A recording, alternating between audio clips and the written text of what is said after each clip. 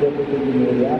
Kepolisian Resort Kota Banda Aceh menggelar rilis akhir sepanjang tahun 2024, mulai dari kasus narkoba hingga pelanggaran lalu lintas yang ditangani kepolisian setempat di Mapolresta Banda Aceh. Kapolresta Banda Aceh Kombes Pol Fahmi Irwan Ramli mengatakan, sepanjang tahun ini hingga per 23 Desember 2024, ada sekitar 1.933 kasus kriminal yang dilaporkan ke kepolisian setempat. Ini turun 9% dibandingkan tahun sebelumnya.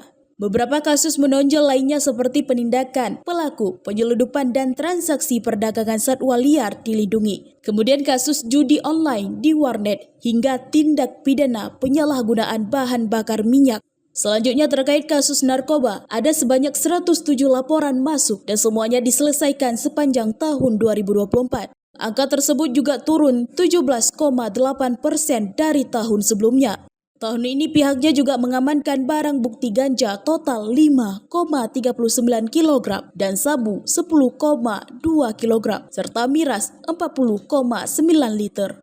Di sisi lain, tren pelanggaran lalu lintas naik 9% dengan jumlah total 3.614 pelanggaran dan denda Rp180.700.000. Sementara itu, laka lantas sebanyak 612 kasus atau turun 11% dengan jumlah korban meninggal dunia sebanyak 35 orang atau turun 15% dibandingkan tahun lalu. Kapolresta juga menyampaikan kesiapan pihaknya dalam melakukan pengamanan libur Natal tahun 2024 dan Tahun Baru 2025.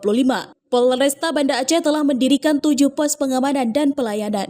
Dengan melibatkan 72 personel kepolisian, dikerahkan secara bergantian di pos-pos pelayanan terpadu tersebut, didukung oleh personel TNI dan sejumlah pemangku kepentingan lainnya. Langkah ini diambil untuk memastikan masyarakat dapat merayakan libur akhir tahun dengan aman dan nyaman.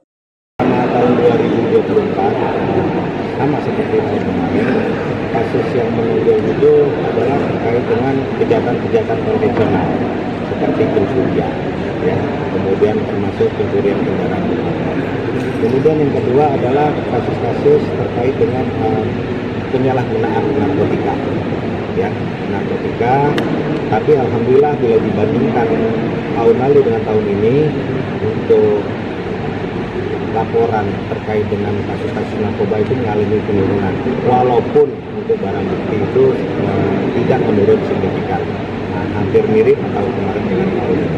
Nah, untuk Nataru, sebagaimana tadi saya sampaikan, kami mendekatkan pelayanan itu kepada masyarakat, sehingga kami membuat 7 pos yang terdiri dari 4 pos pengamanan gereja, di 4 gereja yang berada di wilayah hukum Kuta Alam, dan yang kedua adalah pos pelayanan terpadu.